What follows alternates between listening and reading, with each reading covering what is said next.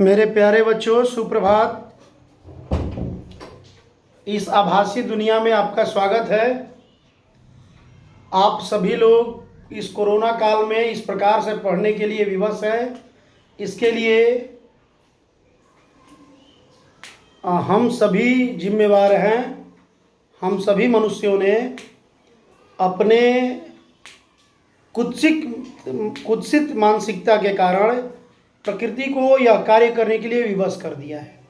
मैं Rajesh Kumar Tiwari genius English classes के तत्वावधान में intermediate second year Bihar board के सिलेबस के साथ हिंदी पद्य में कवित्व लेकर आपके समक्ष उपस्थित हूँ। आज हम लोग भूषण कवि के तीसरे वीडियो को और दूसरे पद को, दूसरे कवित्व को समझने के लिए उपस्थित हुए हैं। मेरे प्यारे बच्चों, निश्चित रूप से आपके हाथ में पाठ्य पुस्तक आ चुका होगा और आप उसे निश्चित रूप से एक दो बार पढ़ लें। बिना पढ़े आप अगर यह सोचिएगा कि सर के वीडियो से ही हम लोग पढ़ लेंगे, तो मेरे किसी भी वीडियो से आप पूरी तरह समझ नहीं पाइएगा जब तक आप पुस्तक हाथ में नहीं लेंगे। किसी भी लिटरेचर को पढ़ने के लिए, किसी भी साहित्य, विश्व की कोई भी साहित्य हो, उसको पढ़ने के लिए पुस्तक आपके हाथ में होना चाहिए, तब आपको ज़्यादा समझ में आएगा। यह ब्रजभाषा के शब्दों में लिखा हुआ है और थोड़ा कठिन है, रीतिकालीन कवि का लिखा हुआ है। आज से लगभग 100-200 वर्ष पहले लिखा हुआ है। तो उस समय की भाषा को समझने के लिए यह आवश्यक है कि आप लोग पुस्तक को हाथ में ले लें। एक बार मैं इसे पढ़ दे रहा हूँ, आप भी पढ़ लें, उसके बाद हम लोग इसका अर्थ निकालेंगे। निकसत मयानते मयूखे प्रलय भानु कैसी, फारे तम तोय में तोय से गयंदन के जाल को, लागती लपकी कंठ बैरिन के नागिनी सी, रुद्र ही रिझावे दे दे मुंडन की माला को, लाल चिति पाल छत्र साल महाबाहुबली, कहाँ लो बखान करो तेरी करवाल को, प्रतिभट कटक कटीले के ते काटी काटी, काली काशी किल की कलेव देती काल को। वह समय जब सारे राजे रजवाड़े अपनी बेटी बहनों का विवाह मुगलों के साथ कर रहे थे, वह समय जब हिंदू त्राही त्राही करते हुए मुसलमान बनने के लिए विवश हो रहे थे, उस समय छत्रसाल और शिवाजी और महाराणा प्रताप ऐसे प्रतीक के रूप में उभरे थे कि उनके नाम पर हिंदू धर्म बच रहा था। इसमें तनिक भी अतिशयोक्ति नहीं है कि हिंदुओं का धर्म, हिंदुओं की संस्कृति, हिंदू जाति उस समय महासंक्रमण से जूझ रही थी। आज़ादी के बाद वैचारिक संक्रमण हुआ है, वैचारिक आघात हुआ है, और कश्मीर जैसे क्षेत्रों में या और कुछ बहुल क्षेत्रों में निश्चित रूप से व्यक्तिगत आघात भी हुआ है और पूरे समूह को भी बहिष्कृत किया गया है। लेकिन कश्मीर की जो घटना हम लोग देखते हैं, वैसा पूरे भारत में चल रहा था। उदाहरण देखना हो तो आप सासाराम के ताराचंडी मंदिर को भी देख सकते हैं। मंदिर के ठीक ऊपर मस्जिद बना हुआ है। उस समय छत्रसाल जैसे वीर और उस वीर के बारे में लिखने वाले भूषण कवि जैसे महाकवि थे। यह निश्चित रूप से हमारे अदम्य जिजीविषा को प्रकट करता है।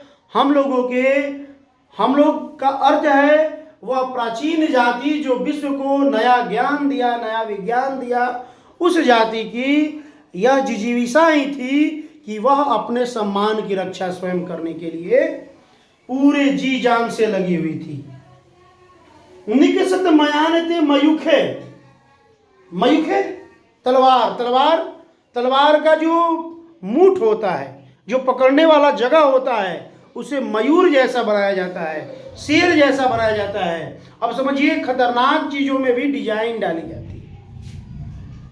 तो जो मयूख है, जो तलवार है, वह जब मयान से निकलता, मयान तलवार को रखने का एक धातु का बना हुआ उसका खोल होता है। आप अपने आसपास के किसी भी किले के म्यूजियम में जाएंगे तो तलवार और मयान और ढाल आपको देखने के लिए मिल जाएगा। निश्चित रूप से म्यूजियम देखना चाहिए। अगर आप रामनगर का किला जो है वहाँ का म्यूजियम देखिए तो भी आपको बहुत सारी बातें स्पष्ट होंगी। निकषद मयान ते मयूख है प्रलय भानु कैसी, जब छत्रसाल के तलवार से मयान से तलवार निकलता है तो कैसा लगता है जैसे प्रलयकालीन सूर्य हो। सूर्य, जाड़े के दिन के सूर्य, बरसात के दिनों के विलुप्ति के कगार पर पाए जाने वाले सूर्य, और जेठ के तपती दोपहरी का सूर्य।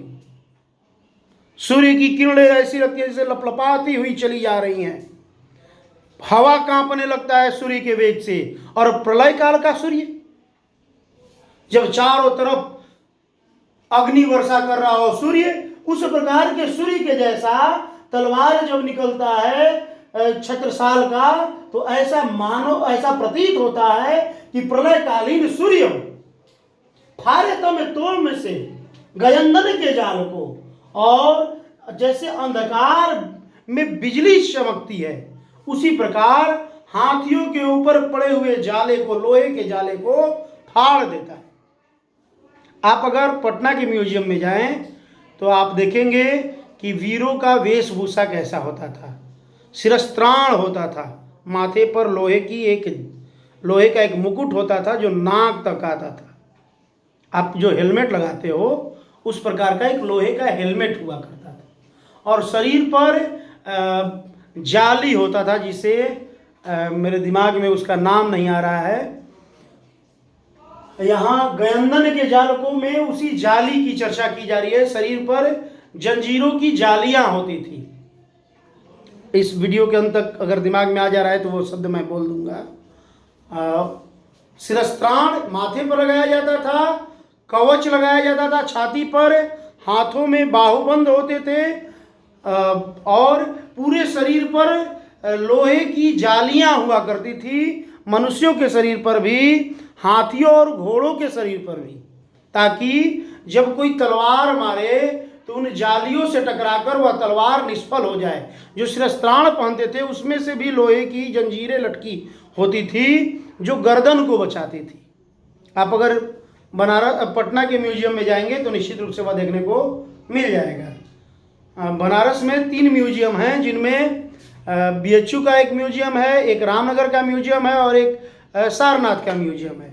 तो BHU का जो भारत कला भवन है उसमें शायद शिरस्त्राण मिल जाए। पटना वाले म्यूजियम में निश्चित रूप से है, उसे देख लीजिएगा।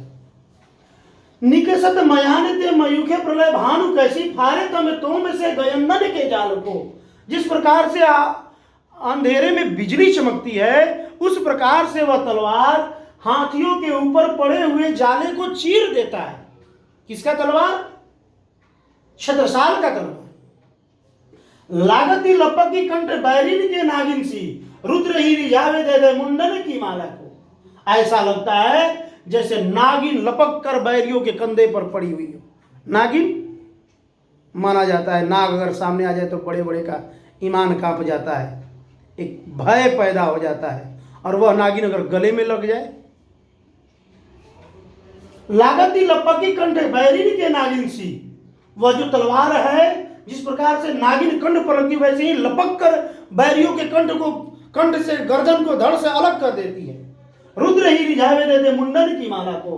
और वह तलवार उस प्रकार जैसे कि प्रलयकालीन रुद्र को, जिनकी चर्चा रावण करता है शिव तांडव स्तोत्र में, जटा कटास ब्रह्म ब्रह्म मन लिंप निर्जरी विलोल वीचि वल्लरी विराजमान मूर्धनी धधक धधक धधक ज्वला।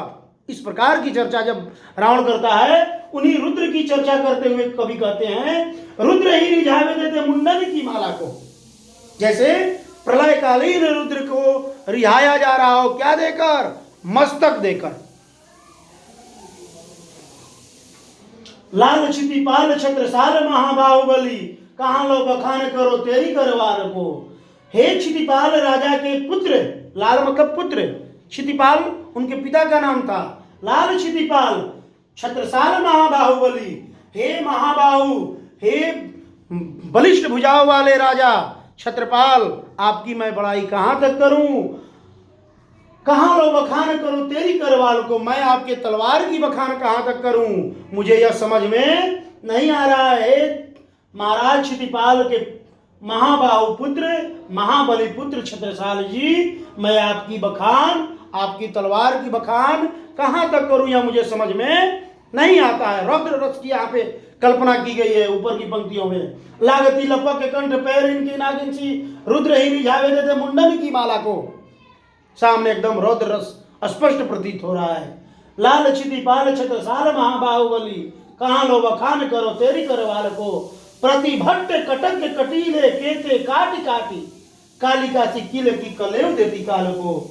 और वह जो तलवार है वह कैसा लग रहा है, वह ऐसा लग रहा है जैसे कि बहुत बड़े बड़े शत्रुओं के कटीले मस्तक को काट काट करके कालिका जो है, कालिका अगर आप दुर्गा सप्तशती पढ़ें तो दुर्गा सप्तशती में जब रक्त बीज नामक दैत्य आता है, उसके रक्त से ही दैत्यों का जन्म होने लगता है, तब महादेवी कालिका को स्मरण करती हैं। कालिका एक हाथ में कटार और दूसरे में खप्पर लेकर आती हैं और उस दैत्य के मस्तक को काटकर तुरंत उसके खून को अपने कटोरे में भरती हैं, खप्पर में भरती हैं और पी जाती हैं। उस महारौद्र सांकरी महादेवी का स्मरण करते हुए ऐसा लग रहा है जैसे प्रतिभट कटक कटीले के काटी काटी, कालिका सी किले की कलेव देती काल को। ऐसा लग रहा है कि महाराज क्षितिपाल के पुत्र छत्रसाल का तलवार उन बड़े बड़े वीरों के मस्तक को काटकर, जिस प्रकार से कालिका देवी अर्पण कर रही थी मस्तकों को, उस प्रकार से काल को कलेव दे रहे। कलेव मतलब भोजन। कालिका सी किले की कालिका देवी जब मस्तक काट रही थी तो उसके साथ अट्टहास भी कर रही थी, किलक रही थी, खिलखिला रही थी। उनके मन में जो क्रोध था, जो आवेश था, वह क्रोध हंसी के रूप में, अट्टहास के रूप में, गर्जना के रूप में, किलकारी के रूप में निकल रहा था, जो भय पैदा कर रहा था। लोगों के मन में भय जागृत हो रहा था। एक बार फिर से इसको पढ़ा जाए। रौद्र रस का बहुत अद्भुत प्रयोग किया गया है इस कविता में। निकसत मयान ते मयूखे, प्रलय भानु कैसी, फारे तम तोम से गयंदन के जाल को। जब मयान से तलवार निकलता है तो प्रलयकालीन सूर्य जैसा लगता है। जब वह चमकता है तलवार तो ऐसा लग रहा है जैसे सूर्य चमक रहे हों। फारे तोम से गयंदन के जाल को, हाथियों के ऊपर पड़े हुए मोटे मोटे लोहे के जंजीरों को तोड़ देता है, काट देता है। लागती लपक के कंठ बैरिन के नागिन से, रुद्र ही रिझावे देते मुंडन की माला को। ऐसा लग रहा है कि शत्रुओं के कंठ को नागिन जैसी लपटकर वह तलवार भगवान शिव के चरणों में अर्पित कर रही हो। लाल क्षितिपाल छत्रसाल महाबाहुबली, कहाँ लो बखान करो तेरी करवाल को। हे क्षितिपाल राजा के पुत्र छत्रसाल जी, आपके करवाल, आपके तलवार की बखान हम नहीं कर पा रहे हैं। ऐसा लग रहा है कि आपका तलवार माँ कालिका के समान लपक कर शत्रुओं का सर काटते हुए हवन दे रही हो और खिलखिला रही हो। उसे तनिक भी किसी के मृत्यु का दुख नहीं है, क्योंकि वह आवेश में है, वह आवेग में है, वह धर्म की रक्षा के लिए तत्पर है और पूरे सनातन धर्म की रक्षा के लिए आपकी तलवार सदा निहित है, सदैव तैयार है, तत्पर है। आप सभी लोग इस व्याख्या को निश्चित रूप से सुने और शब्दार्थ मैंने बगल में लिख दिया है। इस शब्दार्थ को भी आप पढ़ लें और लिख लें। शब्दार्थ को देखने से आप आसानी से इस कविता को पढ़ सकते हैं। कविता थोड़ा कठिन है, इसलिए यह आवश्यक है कि आप लोग निश्चित रूप से इसे 2-3 बार पढ़ें। मैं किनारे हो जा रहा हूँ, देखिएगा एक बार।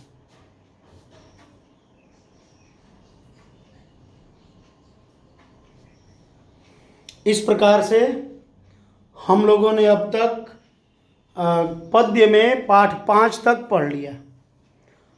आप लोग पहले के भी वीडियो को इसी वीडियो के नीचे लिंक दिया हुआ है, अगर आपकी इच्छा हो तो निश्चित रूप से आप लोग को पढ़ लेना चाहिए। और आपकी अगर इच्छा हो तो निश्चित रूप से लाइक करना चाहिए और उसे सब्सक्राइब कर लेना चाहिए, ताकि हम लोग को भी प्रोत्साहन मिले, हम लोग भी कुछ और अच्छा वीडियो बनाने के लिए प्रेरित हों। धन्यवाद।